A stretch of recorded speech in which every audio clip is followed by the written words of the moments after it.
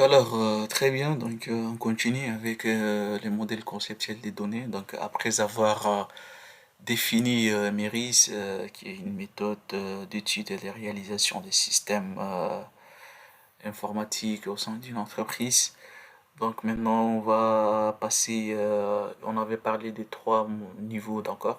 Les niveaux conceptuels, les niveaux logiques ou organisationnels et les niveaux physiques, donc les trois niveaux, les trois couches.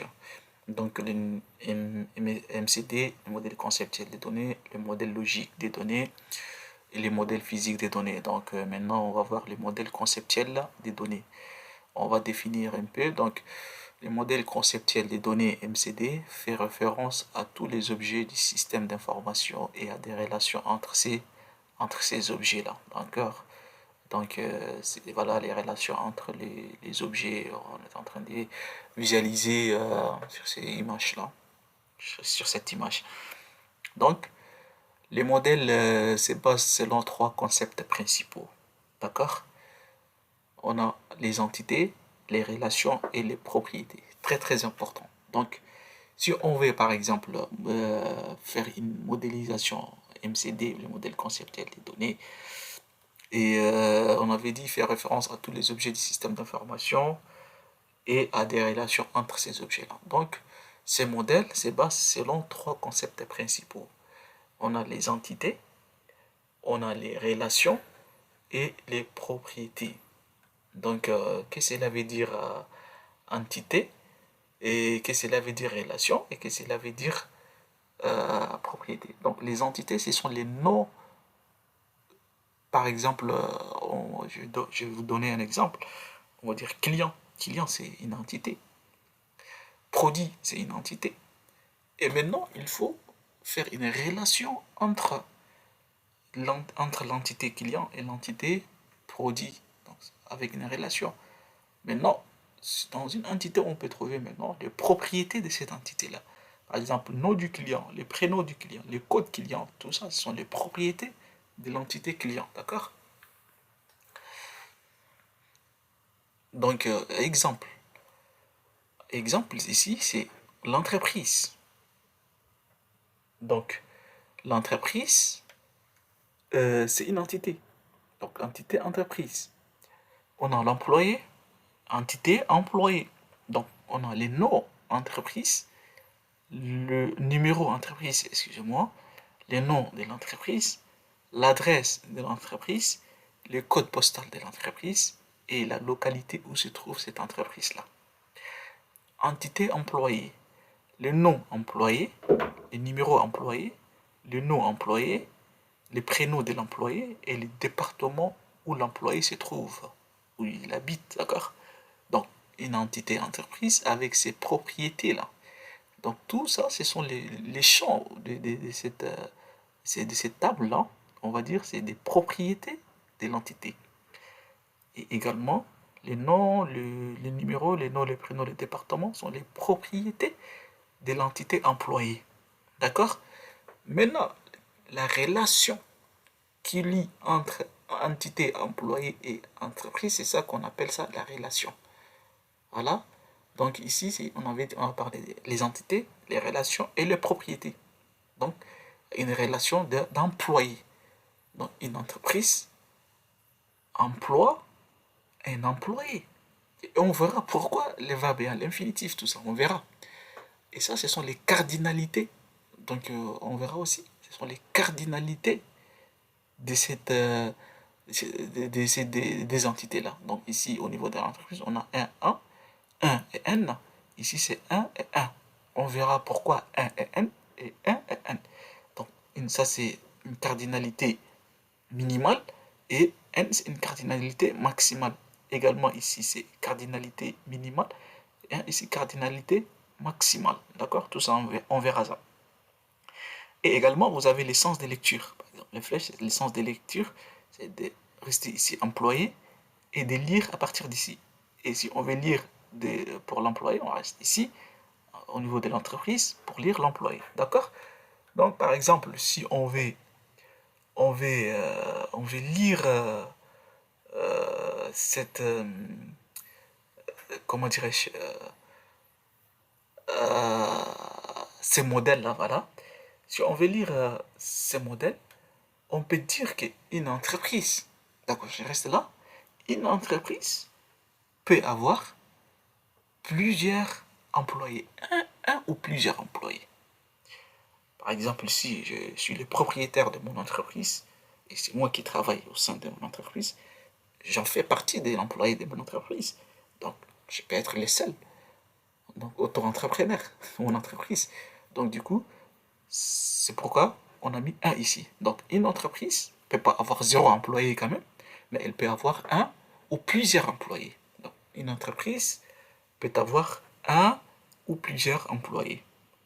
Maintenant, employé ici, si je reste là, mais je vois l'employé.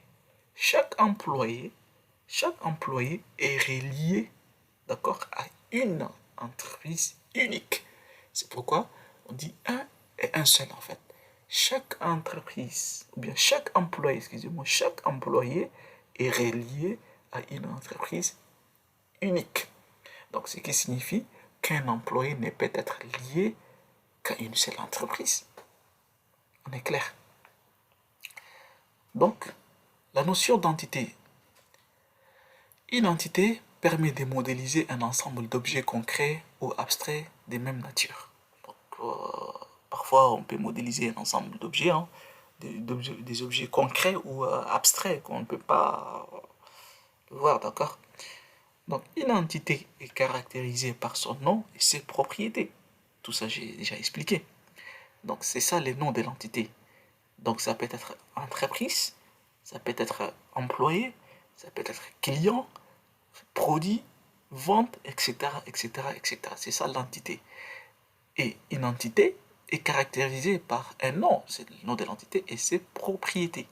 Donc, les propriétés, par exemple, si je prends ici entité client, on peut avoir le numéro du client, on peut avoir son nom, son prénom, son adresse. Ce sont les propriétés de l'entité, du nom de l'entité. Ok, on continue toujours par la notion de l'entité, par exemple, ici. Ça, c'est les clients, c'est une entité. Une entité client avec ses propriétés, le numéro, les noms, les prénoms, l'adresse, le code postal et la localité. Quelques exemples des clients, en fait. Les clients, on a les clients 1, d'accord. Ça c'est les numéros du client, ça c'est son nom, ça c'est son prénom, et ça c'est l'adresse où il habite, d'accord. Ça c'est la localité, et ainsi de suite, ainsi de suite. Donc on peut avoir, c'est pourquoi on dit une entreprise peut avoir plusieurs clients. C'est ça ce que cela veut dire, ou bien employés, ok. Donc chacun de ces clients représente une occurrence de l'entité client. Voilà, chacun de ces clients représente une occurrence de l'entité client. Maintenant ici, comment dirais-je, si je vous demandais qu'est-ce qu'une occurrence, c'est très important en fait. Donc, une occurrence dans une table de base de données, c'est le seul enregistrement qu'on peut trouver dans une base de données. Donc, par exemple, ici 01, c'est une occurrence, hein, c'est une occurrence d'une table dans une base de données, en fait. C'est ça l'occurrence. Donc, on a la notion de propriété. Donc, une propriété est une donnée élémentaire d'une entité. Donc, notez bien, une propriété est une donnée élémentaire d'une entité. Une propriété est unique dans un MCD. C'est unique. D'accord? Et ne peut pas être rattachée à plusieurs entités différentes. Voilà. Le nom de la propriété est indiqué à l'intérieur du rectangle qui représente l'entité correspondante. Voilà. On a dit une propriété est une donnée élémentaire d'une entité. Les propriétés 1, 2, 3, 4, ce sont des données élémentaires d'une entité. Une propriété est unique dans un MCD. Une propriété là, elle est unique dans un MCD et ne peut pas être rattachée à plusieurs entités différentes. Le nom de la propriété est indiqué à l'intérieur, mais pas à l'extérieur. C'est à l'intérieur de ces triangles-là qui représentent l'entité correspondante.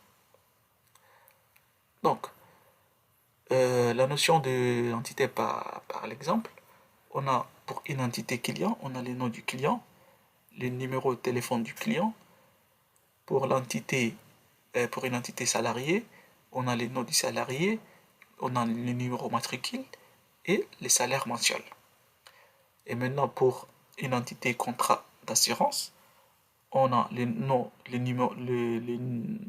numéro contrat, le numéro de contrat, les types d'assurance et le montant assuré en fait.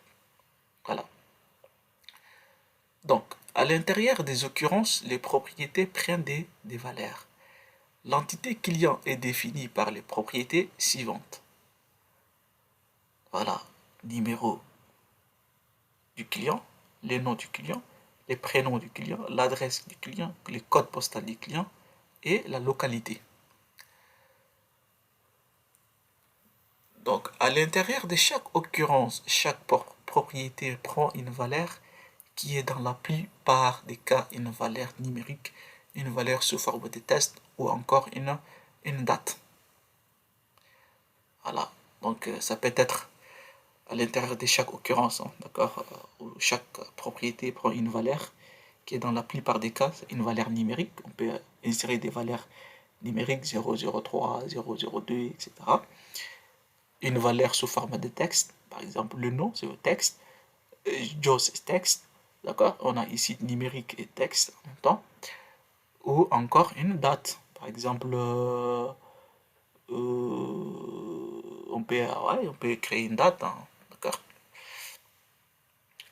À l'intérieur de chaque occurrence, chaque propriété ne prend qu'une seule valeur au maximum. Voilà. Donc, permet de distinguer les modèles conceptuels des données, permet de distinguer les différentes occurrences composées d'une ou de plusieurs propriétés de l'entité. Chaque occurrence d'une entité doit avoir une valeur différente pour l'identifiant. Le choix d'un identifiant correct est très important pour la modélisation. Ça, c'est la notion d'identifiant. Donc, choix pour l'identifiant. Une propriété naturelle. Exemple, le nom d'un pays pour une entité pays. Une propriété artificielle qui est inventée par les créateurs du MCD. Le numéro d'un client pour une entité client. C'est naturel. Le nom d'un pays pour une entité pays.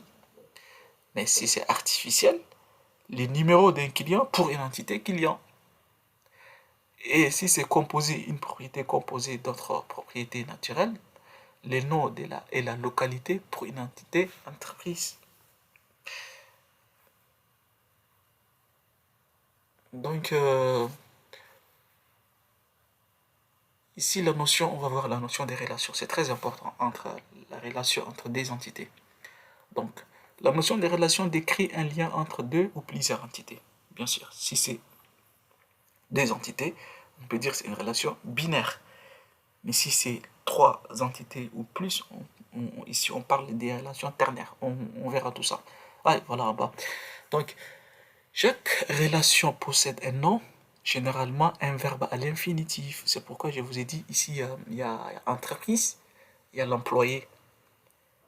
Et la relation qui lie entre entreprise et l'employé, c'est employé et employé.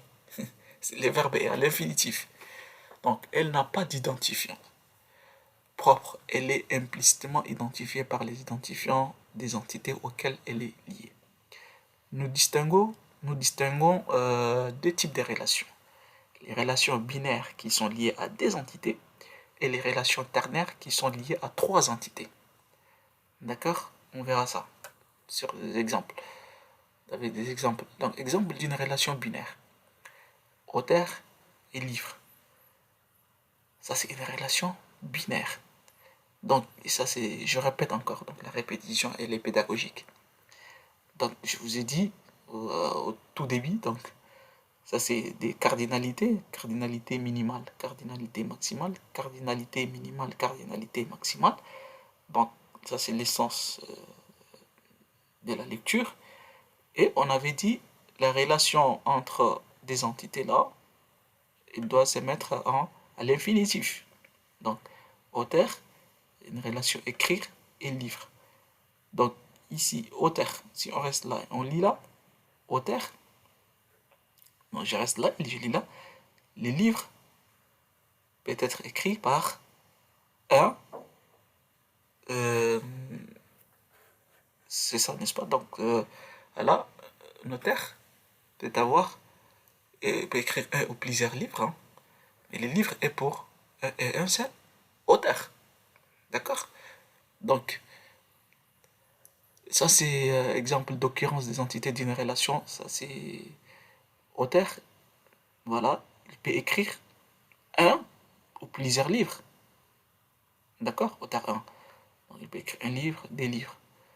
L'auteur 2, il peut écrire trois, un autre livre. Donc, pour chaque occurrence, une relation, l'identifiant d'une relation, l'identifiant composé des identifiants des entités liées, la relation doit être unique. Les cardinalités d'une relation. Donc, une relation est liée à chaque de ces entités par une patte. Sur la patte, on indique les cardinalités. J'ai expliqué tout ça. Donc, les cardinalités précisent la participation de l'entité concernée à la relation. Les premiers nombres indiquent la cardinalité minimale, les deuxièmes la cardinalité maximale. J'ai expliqué ça, une cardinalité minimale et une cardinalité maximale. Donc, ça c'est une entité avec ses propriétés, ça c'est la relation. Donc, ça c'est cardinalité. Les 1, c'est cardinalité minimale et les n, cardinalité maximale. Et les traits que vous voyez, ça c'est une patte. Donc ça c'est une patte, d'accord? Ça c'est une cardinalité minimale et les n une cardinalité maximale. Donc ici, que signifient les cardinalités? Exemple 1, on a les clients et on a la commande. Donc si on explique comme ça,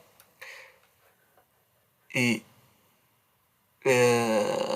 avec le sens de la lecture, un client peut passer, d'accord? On peut passer une ou plusieurs commandes à un client. Mais une commande est pour un seul client. D'accord? Une commande est pour un seul client. Bon, une commande ne peut pas avoir plusieurs clients. Mais les clients peuvent passer un ou plusieurs, une ou plusieurs commandes. C'est ça ce que cela veut dire. Donc, entre l'entité client et la relation passée, nous avons cardinalité minimale égale à 1. D'accord? Ici. Ce qui veut dire que chaque client passe au moins une commande. Donc, chaque client passe au moins une commande. Cardinalité maximale, n. Ce qui veut dire que chaque client peut passer plusieurs commandes. Donc, comme je vous ai dit, un client peut passer au moins une commande ou plusieurs commandes en même temps. Donc, peut passer au moins une commande ou plusieurs commandes. Voilà, c'est ça, cela veut dire. Donc, et solution 2, on passe à la solution toujours de l'exemple 1. La cardinalité minimale égale à 1 ici. Donc, chaque commande est passée par au moins un client. Par au moins un client. Cardinalité maximale 1 toujours. Chaque commande est passée au maximum par un seul client. Donc, au moins, chaque commande est passée par un client. Et chaque commande aussi est passée au maximum par un seul client. D'accord? Donc, l'exemple 2, on a l'employé et on a ordinateur. Donc, si on voit comme ça en fait, si on voit juste 0 et n, sans toutefois donner une formulation littéraire pour expliquer, on voit ici 0 et n, et on a dit l'essence de la lecture, c'est comme ça. Si on reste là au niveau de l'employé et ordinateur, et il y a la relation qui lie les deux entités, qui est le verbe, on avait dit, le verbe doit être toujours à l'infinitif. Donc, un employé peut utiliser 0 ordinateur. On est bien clair. Donc, dans une entreprise, c'est pas tous les employés qui utilisent un ordinateur. Un jardinier n'utilise pas un ordinateur. D'accord? Un cuisinier n'utilise pas un ordinateur. Donc, les techniciens des surfaces n'utilisent pas un ordinateur. Donc, par conséquent, un employé peut utiliser 0 ordinateur ou plusieurs ordinateurs. Ou par exemple, un informaticien peut utiliser des ordinateurs. D'accord? Les directeurs peuvent utiliser des ordinateurs, 3 ordinateurs ou un ordinateur. Mais il y aura des gens qui n'utilisent pas d'ordinateur. Mais un ordinateur est utilisé, d'accord, par un employé, au moins un employé, ou plusieurs employés, d'accord? C'est ce que cela veut dire un. Donc, on passera à la solution. Donc ici, entre l'entité employée et la relation utilisée, nous avons la cardinalité minimale égale à 0. Certains employés n'utilisent pas d'ordinateur, bien évidemment. Je vous ai expliqué déjà. Donc la cardinalité maximale égale à n, ce que cela veut dire que certains employés peuvent utiliser 2-3 ordinateurs. Donc, ici, entre l'entité ordinateur et la relation utilisée, nous avons la cardinalité minimale égale à 1. C'est à vous de donner maintenant la réponse. Je vous ai donné déjà. J'ai expliqué déjà. Donc, c'est que un ordinateur peut être utilisé par un employé ou plusieurs employés. Donc, à résumer de façon générale, on peut dire la cardinalité minimale exprime le nombre minimum de fois qu'une occurrence d'une entité participe à une relation. Cette cardinalité est généralement 0 ou 1. Cardinalité minimale égale à 0, certaines occurrences de l'entité ne participent pas à la relation. Voilà. Cardinalité minimale égale à 1, chaque occurrence de l'entité participe au moins une fois à la relation.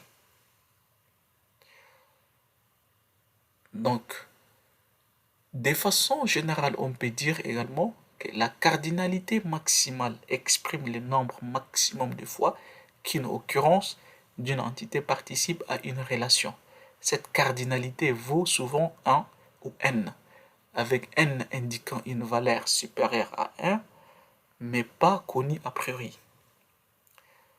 Cardinalité minimale égale à 1, chaque occurrence de l'entité participe au maximum une seule fois à la relation. Cardinalité maximale égale à n, chaque occurrence de l'entité peut participer plusieurs fois à la relation. Voilà, donc on a les clients, c'est l'exemple 3, on a interprété les cas A et les cas B. Les cas A ici et les cas B.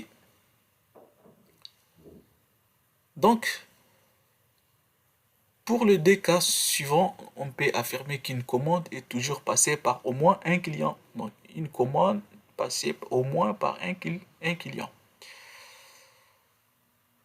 Une commande est également passée au maximum par un client.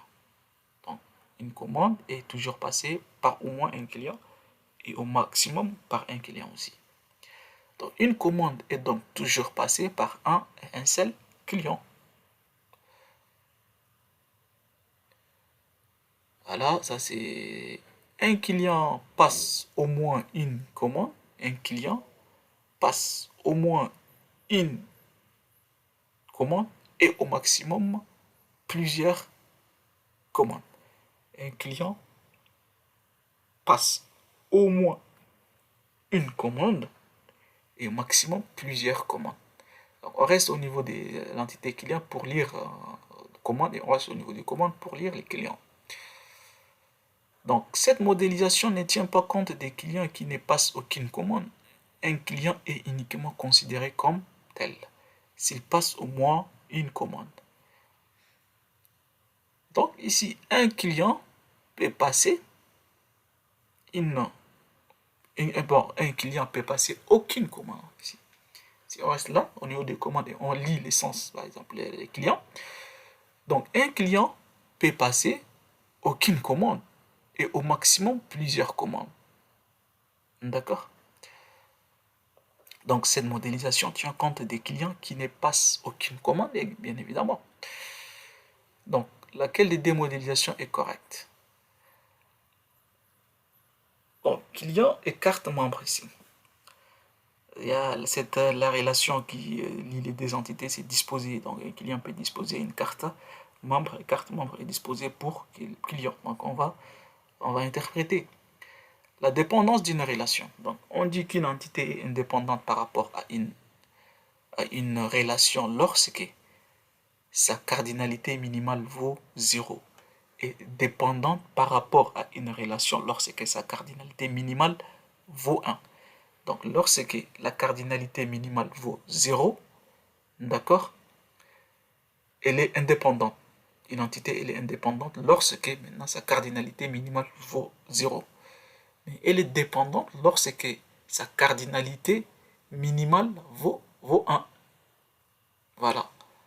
Si sa cardinalité minimale vaut 1, elle est indépendante.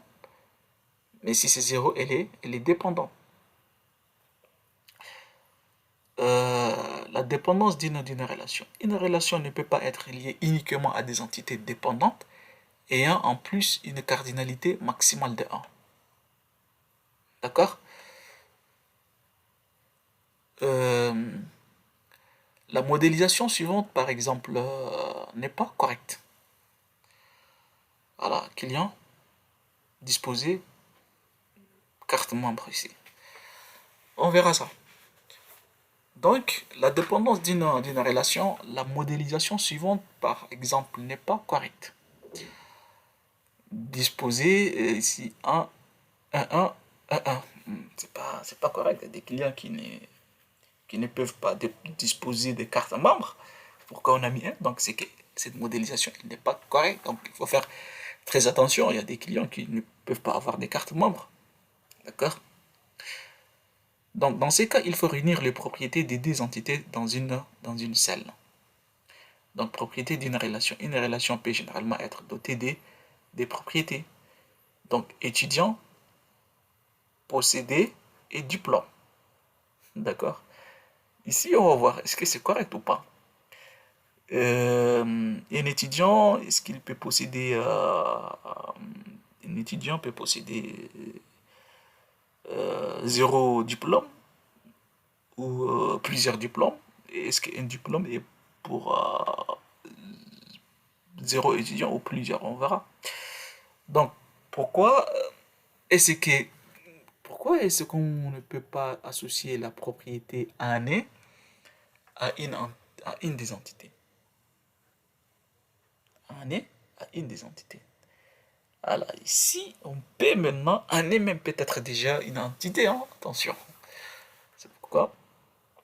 Donc c'est pourquoi on va voir, par exemple, dans quel cas, entre deux entités, on peut faire ressortir une troisième entité.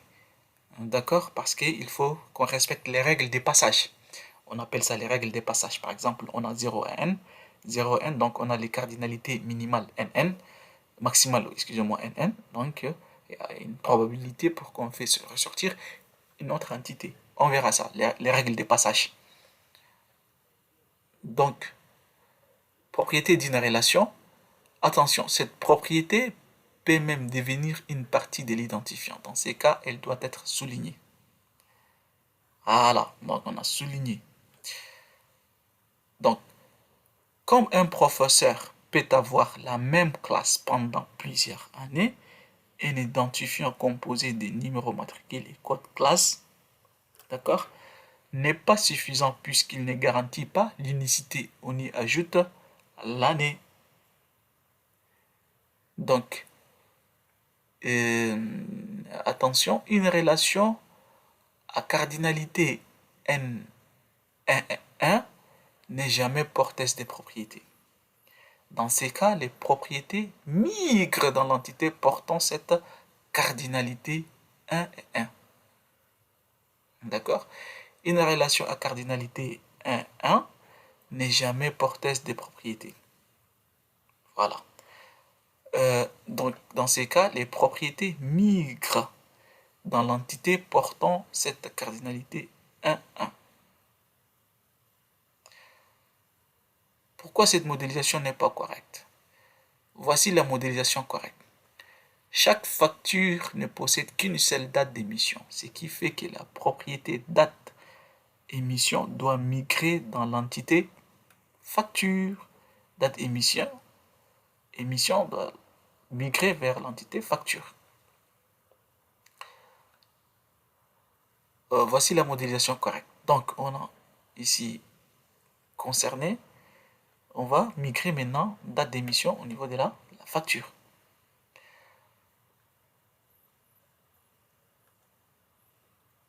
Donc, ça c'est des exemples. On a ici la société CAF désire informatiser son système de facturation. Les factures devraient se présenter de la façon suivante. On a ça, ce sont les informations de la facture, d'accord? Donc, créer un MCD qui permet de modéliser correctement les systèmes d'information nécessaires, sachant que un client peut bien sûr recevoir plusieurs factures, mais il est uniquement considéré comme tel à partir du moment où il reçoit sa première facture. Une facture concerne un seul client. D'accord? Voilà, donc ça c'est l'exemple. On a les clients, obtenir et facture. Donc, bien que les numéros du client n'apparaissent pas en tant que tel sur la facture, il est préférable d'ajouter cette propriété artificielle. C'est ça, on avait parlé de propriété artificielle à l'entité client. Non, ça ne figure pas, mais on va ajouter d'une manière artificielle et de la définir comme l'identifiant. D'accord? De cette entité. Cela nous empêche de devoir définir un identifiant composé de des propriétés. Voilà. Donc, on avait dit, donc, les numéros du client ne figurent pas, n'apparaissent pas en tant que sur la facture, mais maintenant, on va la créer d'une manière artificielle.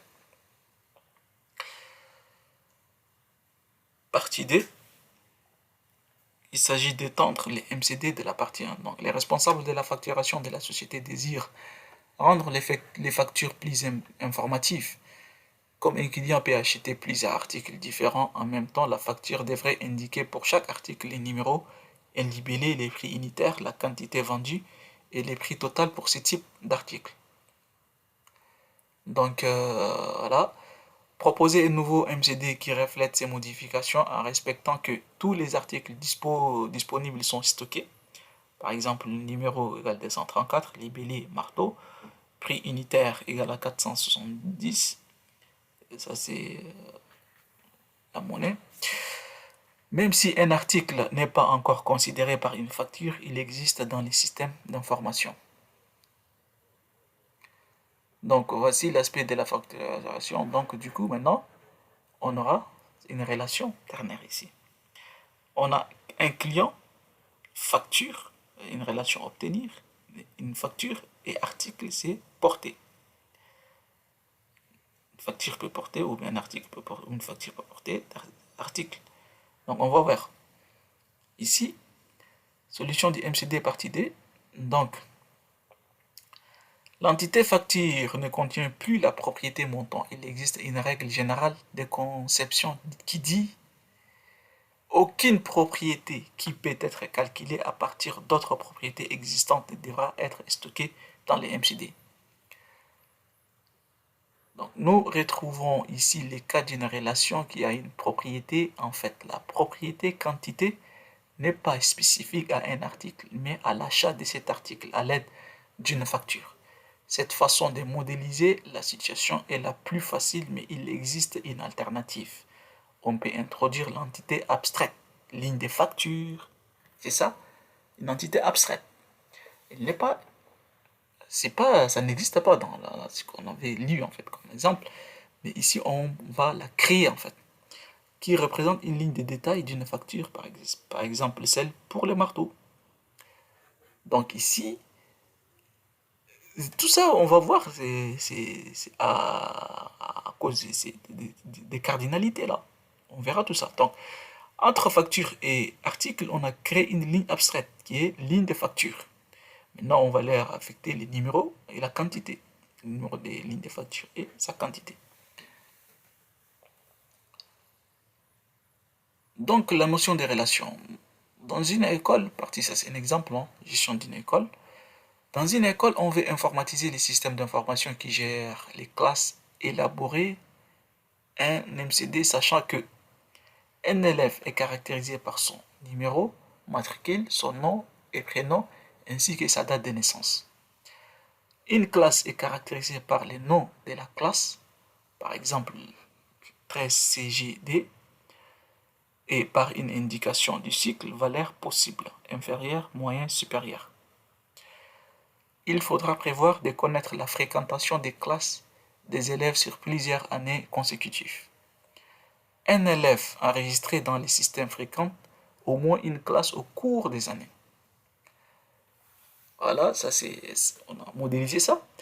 Donc élève, numéro matricule, nom, prénom, date de naissance. Fréquenter, un élève va fréquenter une classe, le nom de la classe et les cycles. Et la relation qui lie les deux entités, c'est fréquenter. Et on a l'année scolaire, on va fréquenter quoi? Une année scolaire. Donc ici, la cardinalité nous suggère qu'on peut maintenant créer aussi une ligne abstraite, hein, on verra. Donc ici, euh, attendez, exemple, voilà, ça c'est la partie D. Donc il s'agit maintenant de concevoir une extension du MCD précédent qui permet de représenter la situation suivante. La direction de l'école désire également saisir tous les professeurs dans les systèmes d'information. Un professeur est caractérisé par un code interne unique, par exemple GEM, Mouler ou aura le code GMU, son nom et prénom et la matière qu'il enseigne. Nous supposons que chaque professeur enseigne une seule matière. Modéliser l'effet que chaque classe est enseignée chaque année par un ou plusieurs enseignants. Un enseignant peut bien sûr donner des cours dans plusieurs classes, mais peut également ne pas donner de cours pendant une ou plusieurs années. Voilà. Donc, ça c'est entité l'élève, ça c'est entité classe. On avait dit la relation fréquentée, une année scolaire. Donc ici, on a encore ajouté la partie de qui est le professeur peut enseigner la classe. D'accord? Maintenant, on verra les résultats. L'utilisation d'une relation ternaire. Une relation ternaire est une relation à laquelle sont liées trois entités. L'exemple précédent. À partir des trois entités professeur, code prof, nom, prénom, matière, code matière libellé et classe notre cycle, il s'agit de créer un modèle conceptuel des données qui enseigne sur le fait quelle matière est enseignée dans quelle classe par quel professeur pour une année scolaire donnée. Donc, solution de l'exemple précédent, on a quoi? Professeur et matière. Et on a classe. Donc, c'est une relation ternaire. Donc, un professeur va enseigner la matière dans une classe. Donc, il existe trois façons pour lire ou interpréter ce modèle-là. Un professeur peut enseigner un ou plusieurs matières dans une classe. Un professeur peut enseigner un ou plusieurs matières dans une classe. D'accord? Une matière là, peut être enseignée par un ou plusieurs professeurs également dans une classe. Une classe peut être enseignée par un ou plusieurs matières par un professeur. Donc tout est n. Donc, ici, quand il faut utiliser une relation ternaire, on peut dire si une ou plusieurs des entités liées à une relation ternaire possèdent une cardinalité maximale de 1, il faudrait mieux décomposer la relation ternaire, c'est-à-dire la représenter par des relations binaires. Voilà. Maintenant, quand faut-il utiliser une relation ternaire? Exemple, la direction d'une chaîne d'hôtels désire générer les séjours des clients dans les différents hôtels. Comme on peut effectivement dire un client effectue un séjour dans un hôtel, on est amené à proposer la modélisation suivante. Donc, maintenant, exemple, on a quoi? On a les clients peut effectuer un séjour dans un hôtel. Donc, il existe également trois façons pour lire ou interpréter ce modèle. Un client peut effectuer un ou plusieurs séjours, d'accord? Un client peut effectuer un ou plusieurs séjours dans un hôtel. Mais dans un hôtel, peut être effectué zéro ou plusieurs séjours par un client. L'hôtel peut être effectué par un ou plusieurs séjours par un client. D'accord? Maintenant, un séjour peut être effectué une et une seule fois par un client dans un hôtel. Donc, chaque occurrence de la relation effectuée associe donc un séjour à un client et à un hôtel. Donc, quand il faut utiliser une relation ternaire, voilà, ça c'est les clients effectuer séjour, avoir lié en hôtel. Donc, les contraintes d'intégrité, voilà, on s'arrête là et on va continuer sur une autre vidéo.